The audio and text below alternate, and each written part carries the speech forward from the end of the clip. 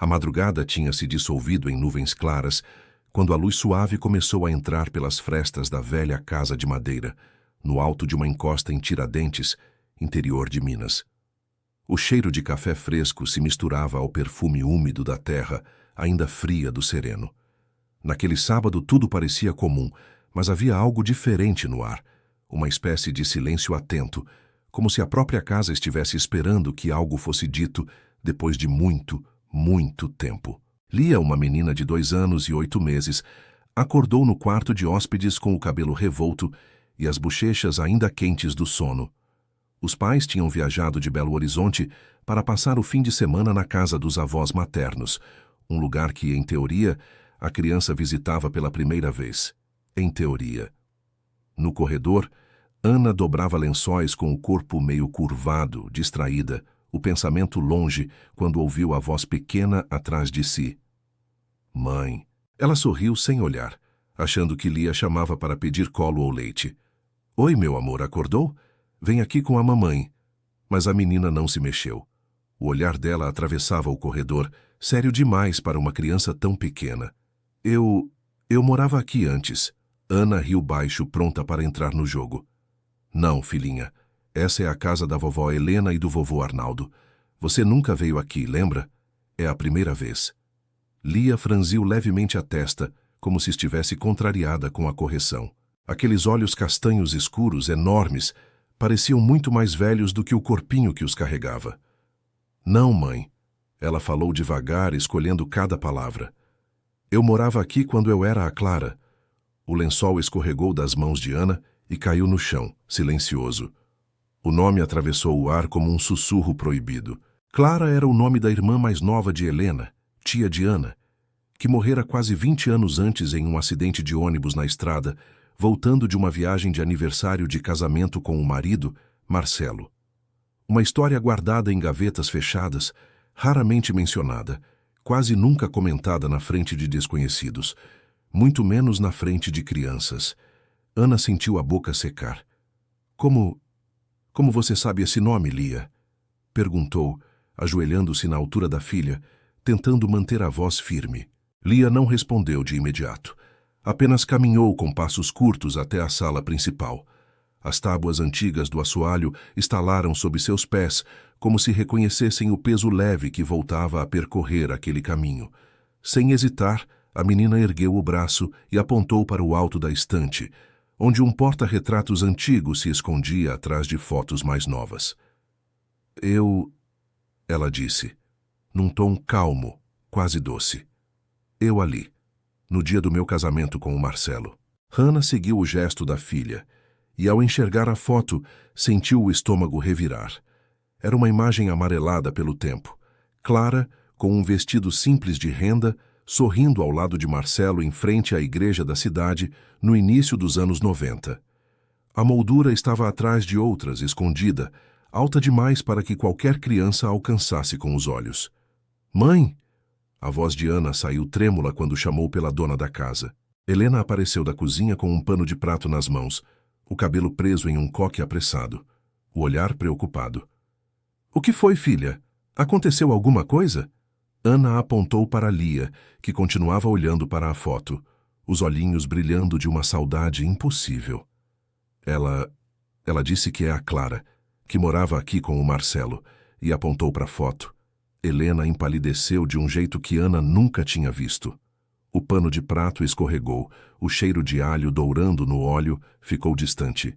O nome de Clara, dito em voz alta, parecia ter sido arrancado de um lugar onde se guardam dores que não cicatrizam. Lia! A voz de Helena saiu baixa, quase um sopro.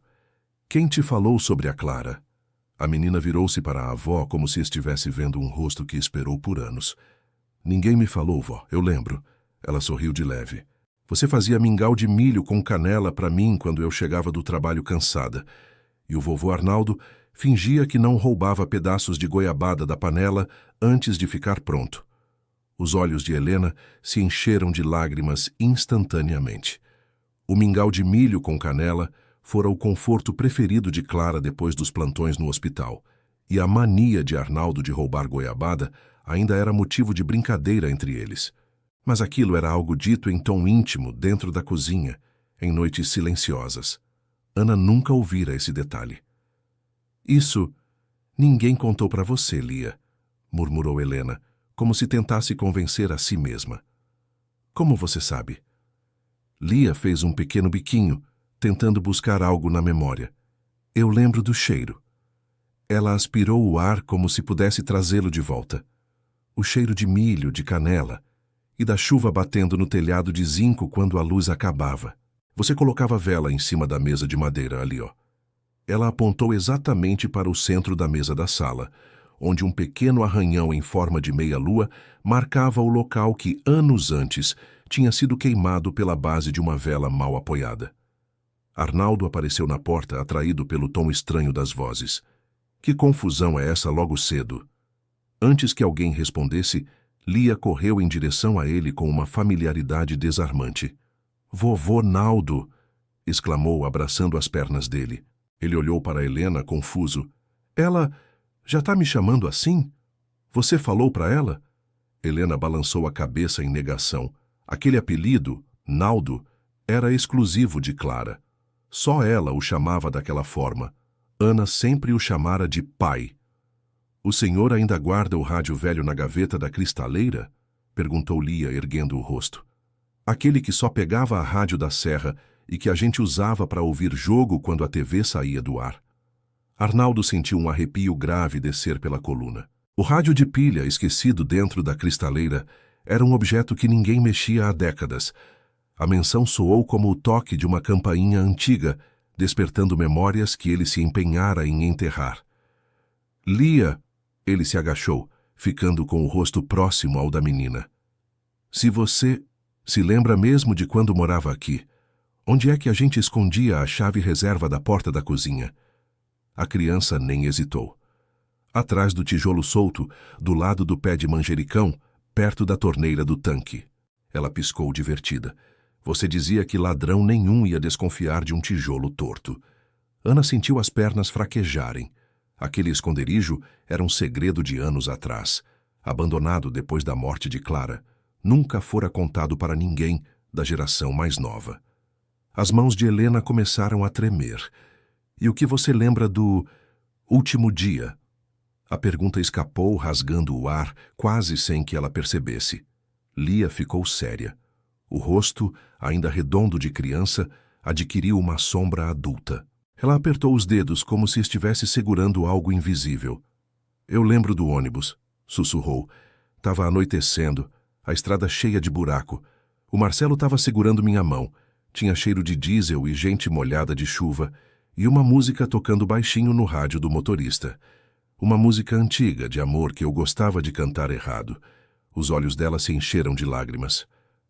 Eu falei para ele que estava com medo da curva da serra. Aí veio um farol muito forte, um barulho grande, uma dor, e depois ficou tudo muito claro. Helena levou a mão ao peito. A descrição da curva, do ônibus, da chuva, correspondia exatamente à versão que ela ouvira dos sobreviventes muitos anos antes. Mas Lia não tinha como saber disso. Era um assunto que nunca se comentava na frente de ninguém. O silêncio que tomou a sala foi pesado, quase sólido. O cheiro do café, o barulho distante de um cachorro latindo na rua, a chaleira apitando no fogão, tudo pareceu ficar em segundo plano. Havia apenas a voz da menina ecoando como um sussurro vindo de outro tempo.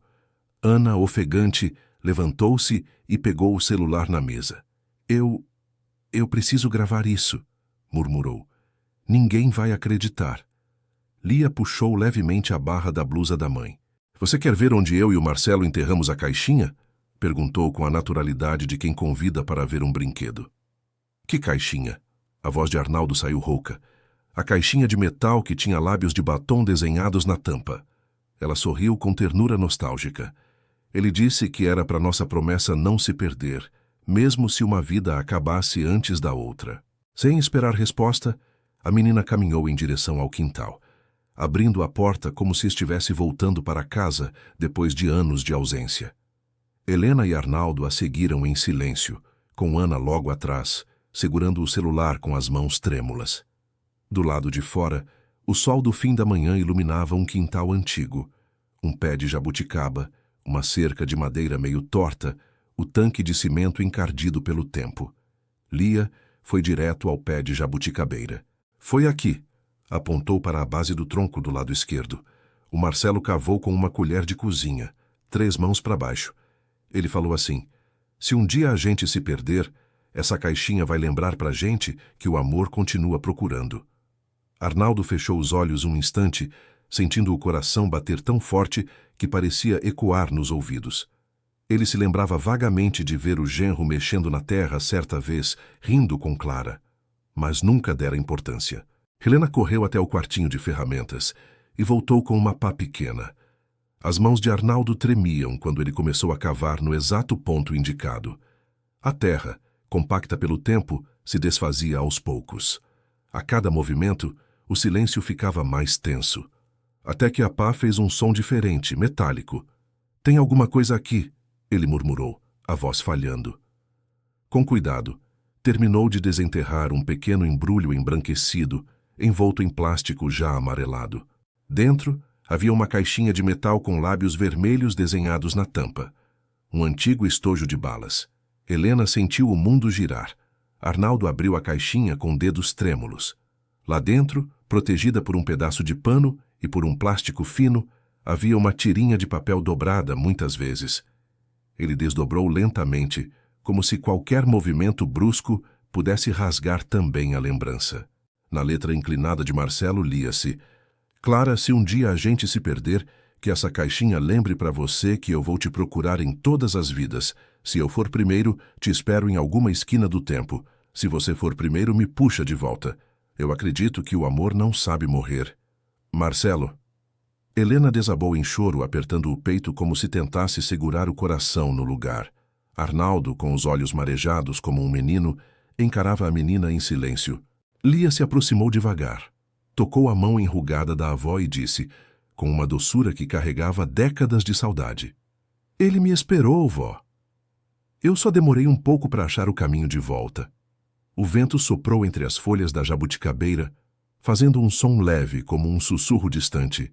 E naquele instante, ninguém ali tinha certeza se o arrepio que sentiam vinha do ar gelado ou de alguma outra presença, invisível, que assistia àquela cena. A notícia não demorou a escapar pelas frestas da casa, como o cheiro de café que invade a rua nas manhãs frias. Em cidades pequenas, o extraordinário corre mais rápido do que qualquer carro. Ainda naquela tarde, vizinhos começaram a aparecer com desculpas frágeis. Devolver uma travessa, pedir açúcar, comentar sobre o tempo. Mas os olhos curiosos denunciavam o verdadeiro motivo. Helena, ainda abalada, tentava manter as portas entreabertas. Não queria transformar a neta em atração de fim de semana. Mas havia algo mais forte em jogo, a sensação de que aquilo não pertencia apenas à família. Era como se a história pedisse para ser testemunhada. Foi Dona Celeste, a senhora que cuidava das flores da igreja da cidade, quem sugeriu chamar o padre. "Isso não é coisa para ficar só entre 4 paredes, Helena", disse ela segurando as mãos da amiga. "Se for engano, a gente esclarece. Se for coisa de Deus, ou seja lá do que for, tem que ser olhado com respeito." No final da tarde, Padre Luiz chegou. Um homem de cabelos bem brancos, olhos gentis e mãos firmes, de quem já segurou muitas dores alheias. Ele conhecera Clara desde menina, tinha celebrado seu casamento com Marcelo e, depois da morte dela, rezara missas carregadas de silêncio pesado. Quando entrou na sala, Lia estava sentada no chão, desenhando com lápis de cor. Cantava baixinho uma melodia antiga, em tom quase imperceptível. O padre parou na porta, a respiração suspensa. A música era um hino que havia caído em desuso nas missas. Um cântico que Clara adorava cantar no coral, aprendido ainda das freiras que a ensinaram a ler. Lia não só cantarolava a melodia, como murmurava algumas palavras em latim, com sotaque infantil, mas surpreendentemente correto. "Quem te ensinou essa música, minha filha?" perguntou o padre suavemente, aproximando-se. Ela levantou o rosto, reconhecendo-o como se tivesse 30 anos a mais de memória. "O senhor, padre." Sorriu. "Eu desafinava na parte do amém, e o senhor ria, mas dizia que Deus não se importava. Um silêncio denso caiu sobre a sala. Helena levou a mão à boca, Ana apertou o celular entre os dedos, sem coragem de apertar gravar. Nos olhos do padre, um brilho de lembrança se acendeu. Clara, ele murmurou sem perceber que dizia o nome. Lia se aproximou e tocou o crucifixo pendurado no peito dele. O senhor ainda esconde bala de hortelã no bolso da batina? Perguntou com uma pequena risada. Eu sempre pedia 2, e o senhor dizia que era pecado ser gulosa. Ele levou a mão ao bolso por reflexo. Para seu próprio espanto, ainda carregava algumas balas, como fazia há décadas. O hábito permanecera mesmo depois que os meninos da catequese cresceram. Aquilo era um detalhe íntimo, pouca gente sabia. O padre respirou fundo, tentando retomar o tom sacerdotal. Filha, disse com voz trêmula, você se lembra qual era a sua oração preferida? Quando tinha outro nome? Lia juntou as mãozinhas, fechou os olhos com uma concentração que não combinava com a idade, e recitou, palavra por palavra, uma antiga oração do anjo da guarda, do jeitinho que Clara repetia todas as noites, com uma pequena troca de palavra que só ela fazia, e que o padre sempre achou curiosa. Não era apenas a oração, era o jeito de dizer, as pausas, a entonação, como se uma fita velha estivesse sendo reproduzida naquele corpo novo. Naquela noite, depois que o padre foi embora com o rosto tomado por um silêncio mais profundo do que qualquer sermão, Ana e Daniel discutiram até tarde no quarto onde estavam hospedados. Isso tem uma explicação psicológica, insistiu Daniel andando de um lado para o outro. Você é psicóloga, Ana. Sabe que criança repete coisa que ouve, junta pedaços, inventa. A gente deve ter comentado alguma coisa sobre a tia Clara e não lembra. Ana queria acreditar. Queria muito. Mas as lembranças de Lia eram como flechas atingindo pontos que ela mesma não sabia que existiam. Eu nunca ouvi a vovó falar desse rádio, da chave atrás do tijolo da jabuticabeira. Ela cochichou. E a caixinha, Daniel, a caixinha! Ele esfregou o rosto com as mãos, exausto. Alguém pode ter enterrado aquela caixa depois, Ana. Pode ser, sei lá, uma brincadeira, uma coincidência. Eu não quero que a nossa filha cresça acreditando que carrega uma morta dentro dela. Aquela frase machucou. Ana sentiu por um instante raiva do ceticismo do marido. Não porque ele estivesse errado em questionar, mas porque parecia que ele não via o que ela via nos olhos da criança. Não uma morta dentro dela, mas uma espécie de eco, uma lembrança se despedindo. Foi Helena quem tomou uma decisão definitiva. Eu vou chamar alguém que estuda esse tipo de coisa, disse no dia seguinte, com um tom resoluto. Não para provar nada para ninguém, mas pelo menos para a gente não enlouquecer. Por indicação de Padre Luiz, chegaram ao nome do professor Augusto Nogueira, pesquisador de uma universidade federal que há anos catalogava casos de supostas memórias de vidas passadas em crianças. Ele havia participado de documentários discretos, escrito artigos acadêmicos e era conhecido por seu ceticismo responsável. Não aceitava nada sem testar, mas também não descartava o que não conseguia explicar. 2 dias depois, Augusto pousou em São João del Rei e seguiu de carro até Tiradentes. Um homem de meia idade, cabelo grisalho, olhar calmo por trás dos óculos de aro fino, carregando uma pasta surrada de couro, uma câmera, um gravador de áudio e um caderno grosso cheio de perguntas cuidadosamente elaboradas.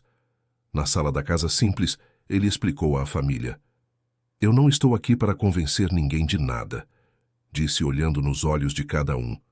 Meu papel é observar, registrar, testar. A maioria dos casos que me chegam eu descarto como fantasia, sugestão, invenção, mas alguns ficam sem resposta, e é aí que meu trabalho começa de verdade. Ele pediu para ficar sozinho com Lia, mas com a câmera ligada, na presença de pelo menos um dos pais, para manter tudo transparente. Ana se sentou num canto com o coração na boca. O gravador foi colocado sobre a mesa, a câmera ajustada, o ambiente iluminado pela luz suave que entrava pela janela. Oi, Lia. Augusto sorriu, sem qualquer condescendência. Meu nome é Augusto. Você lembra de mim? Não, ela disse, balançando a cabeça. Mas tudo bem. A gente pode se conhecer agora. Ele anotou mentalmente a resposta espontânea. Bom sinal. Nada de encenação forçada. Me contaram que você lembra de quando tinha outro nome. Começou com cuidado. Isso é verdade? Lia assentiu. Eu era a Clara. Eu morava aqui antes da mamãe ser minha mãe. E quem era sua mãe naquela época? A menina olhou para Ana e Helena, depois apontou para a avó sem hesitação. Era a avó, só que mais nova, com menos ruga na testa, completou arrancando um sorriso nervoso de Helena. Durante quase 2 horas, Augusto fez perguntas que variavam entre o simples e o extremamente específico. Queria datas, nomes de vizinhos da época, marcas de roupas que Clara gostava, apelidos de professores, detalhes da infância que nem Ana conhecia porque tinham acontecido antes de ela nascer. Lia respondia com uma naturalidade inquietante. Quando não sabia, dizia, não lembro, sem tentar inventar. Mas quando sabia, ia a fundo. Descreveu a cor da bicicleta velha que tinha quando menina, o nome do cachorro que a família teve antes de Ana nascer, o gosto do doce de figo que a vizinha de muro fazia, as piadas que Arnaldo contava na hora do almoço de domingo. Augusto, que começara a entrevista com postura firme e distanciada, foi relaxando as feições, mas o relaxamento trazia mais gravidade, não menos. Você lembra do dia em que morreu? Perguntou ele finalmente com a voz baixa, como quem pisa em terreno sagrado. Lia fechou os olhos por um instante. Um pouco, murmurou. Eu lembro de estar no ônibus, de ver o Marcelo olhando pela janela. Eu estava segurando o bilhete de passagem dobrado no bolso da blusa. A gente estava voltando, era aniversário de casamento. Augusto pediu detalhes do acidente. Ela contou sobre a curva, sobre um caminhão que surgiu rápido demais, sobre o grito de alguém atrás, o barulho de vidro quebrando, o cheiro de gasolina. Até ali, ainda se podia argumentar que eram cenas que ela poderia ter ouvido de alguém, visto na televisão, imaginado. Mas então ele fez uma pergunta específica. E depois? Depois que você se machucou? A resposta veio com uma calma que deixou a sala gelada. Eu saí de mim, disse. Subi. Parecia que estava grudada no teto, mas não tinha teto.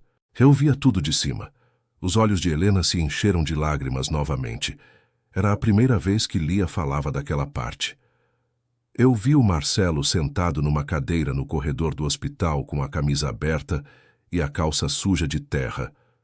Ele estava com a mão na cabeça, chorando tanto que parecia que ia sumir.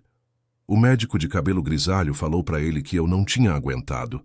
Tinha uma enfermeira com um brinco vermelho que ficou com dó e deu um copo d'água para ele.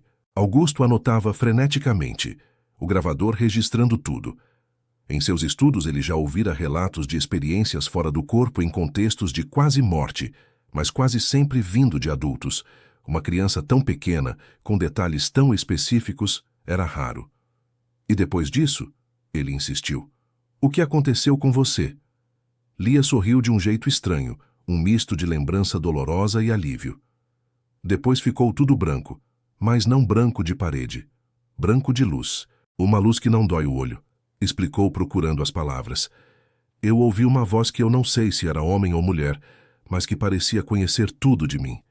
Ela disse que o Marcelo ainda ia viver mais um pouco, que tinha coisa para fazer, mas que a minha parte ali tinha acabado.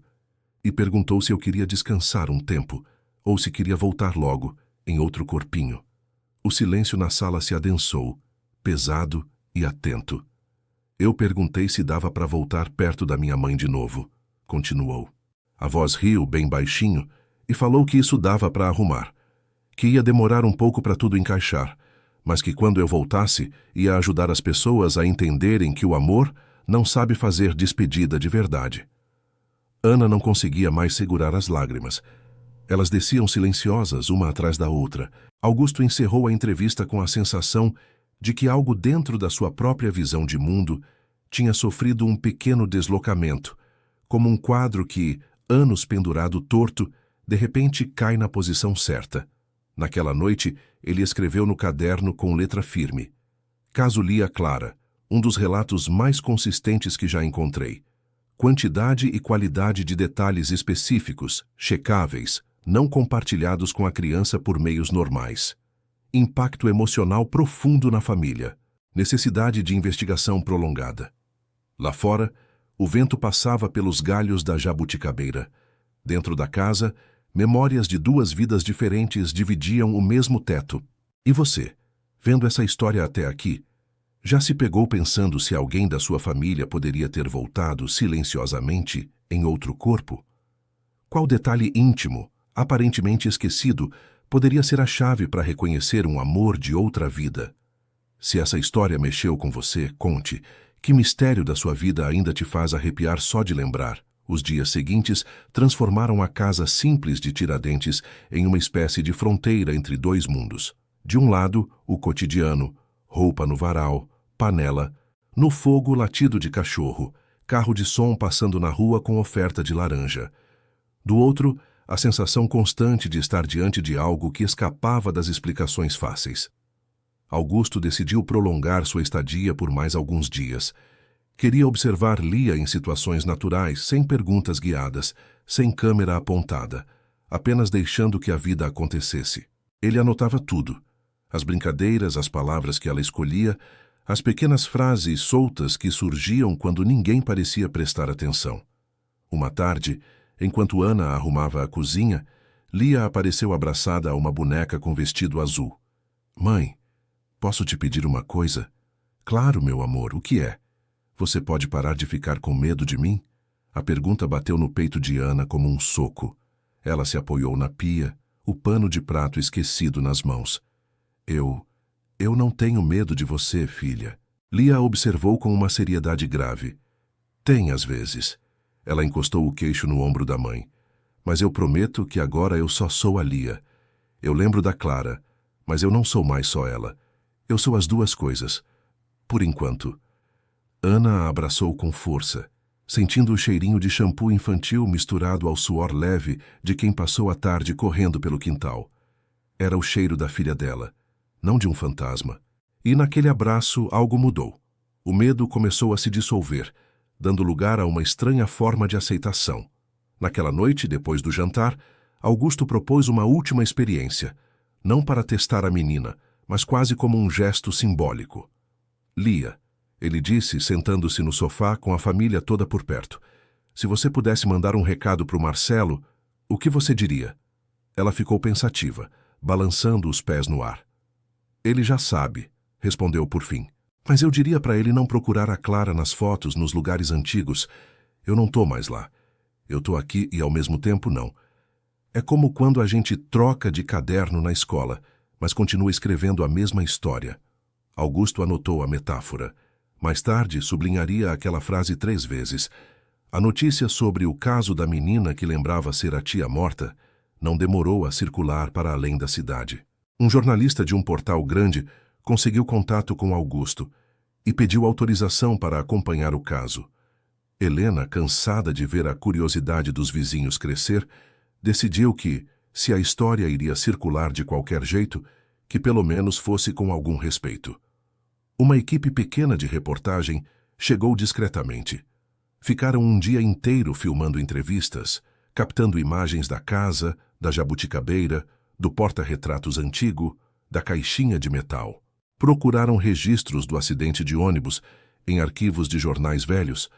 Falaram com pessoas que ainda se lembravam de Clara e Marcelo.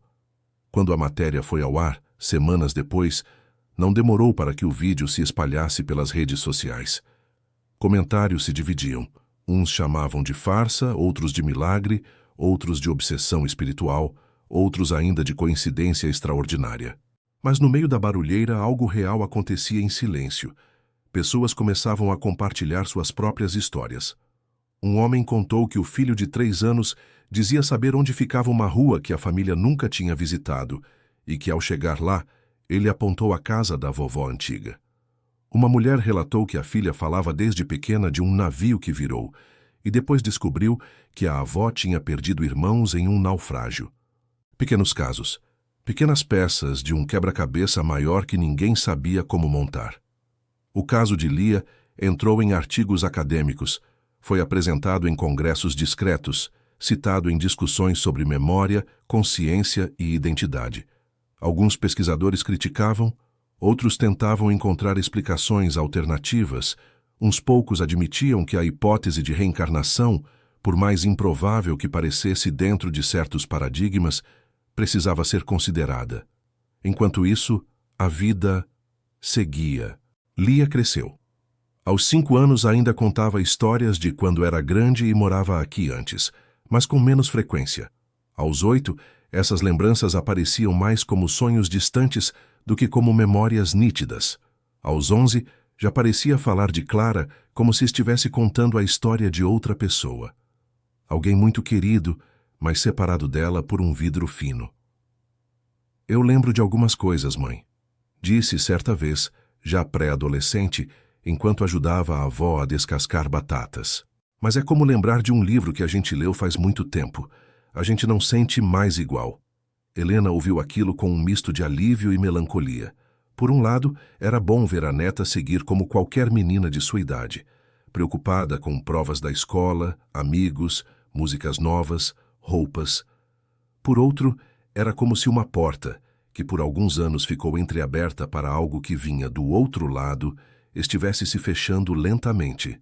Naquele mesmo dia, Lia perguntou à avó: "Vó, você ainda sente saudade da Clara?" Helena pensou um pouco antes de responder. "Sinto, mas de um jeito diferente."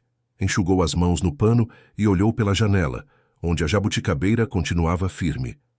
Antes, a saudade era sempre um buraco. Agora parece mais uma cicatriz que não dói sempre. Tem dia que eu olho para você e vejo a Clara, daí dói. Em outros eu vejo só a Lia. E aí eu agradeço por ter tido as duas. Lia encostou a cabeça no ombro da avó. "Eu também sinto uma saudade que não sei de quem é", confessou. "Às vezes, quando eu passo pela rodoviária, me dá um aperto. Acho que tem pedaço de sentimento que não cabia mais na outra vida e veio junto." Helena não tentou explicar. Apenas aceitou, como quem aceita que algumas perguntas não nasceram para ser respondidas, mas sim para manter o mistério aceso. Anos mais tarde, já adulta, Lia participou ao lado de Augusto de uma mesa redonda em um congresso sobre consciência e espiritualidade. Ela contou sua história em terceira pessoa, como se relatasse o caso de outra menina. Riu, se emocionou, respondeu perguntas. Quando um estudante perguntou se ela acreditava de verdade ser a reencarnação de Clara, Lia ficou em silêncio por alguns segundos. "Eu acredito que o que a gente chama de eu é maior do que o nosso CPF", respondeu por fim. "Se isso se chama reencarnação, memória transcendental, consciência expandida, não sei. Mas eu sei que tinha amor demais naquela casa para caber em uma vida só. E o amor, quando não cabe, transborda." Depois da palestra, uma senhora se aproximou chorando, dizendo que a fala de Lia tinha trazido paz por causa de um filho que perdera anos antes. Um rapaz contou que, desde pequeno, sentia que não era dali, e que ouvir aquela história fazia com que se sentisse menos sozinho. Pequenas curas silenciosas se desenrolavam nos corredores do evento. De volta a Tiradentes, a jabuticabeira continuava no mesmo lugar. A caixinha de metal, agora guardada numa gaveta forrada de tecido, era mostrada apenas em ocasiões muito especiais. A foto de Clara e Marcelo voltara para a estante, desta vez sem estar escondida. Não havia mais medo em olhar para ela. Certa tarde, Helena observava pela janela a neta, já adolescente, sentada no degrau da varanda, rindo ao celular com amigos. O sol batia no rosto dela num ângulo que, por um segundo, fez com que a linha do queixo parecesse exatamente a de Clara. O coração de Helena apertou, mas não doeu como antes. Era um aperto leve, cheio de gratidão. Arnaldo, já mais lento, aproximou-se, colocando a mão no ombro da esposa. "Pensando no quê?" Ela apontou com o queixo. "Lembra quando você dizia que não acreditava nessas coisas de voltar?" Ele deu de ombros, com um sorriso resignado. "Acreditar, acreditar. Ainda não sei como chama. Só sei que, no final das contas, ela voltou para nós. Seja lá como for que isso funcione." Helena encostou a cabeça no peito dele. Do quintal, o cheiro de jabuticaba madura subia suave, misturado ao som da risada da neta. E por um instante, ela teve a sensação nítida de ouvir, misturada àquela risada jovem, uma gargalhada antiga, cristalina, da menina Clara correndo pelo mesmo quintal anos antes. Duas vozes sobrepostas, criando uma harmonia que atravessava décadas. Ela fechou os olhos e mentalmente murmurou: "Se você prometeu que voltaria, promessa cumprida, minha filha." Talvez nunca existisse uma prova definitiva. Talvez os céticos continuassem céticos e os crentes continuassem crentes. Mas para aquela família, isso pouco importava. O que contava era a experiência vivida, o consolo silencioso, a certeza íntima de que algo maior costurava, por trás do visível, os encontros e reencontros da alma. E você que chegou até aqui, já sentiu que alguém importante voltou para sua vida com outro rosto, outro nome, mas o mesmo jeito de olhar? Já viveu um déjà-vu tão forte que parecia lembrança de outra existência? Se quiser, compartilhe sua história. Às vezes o que você viveu pode ser exatamente o sinal que outra pessoa está esperando para perceber que o amor, de um jeito ou de outro, sempre acha o caminho de casa.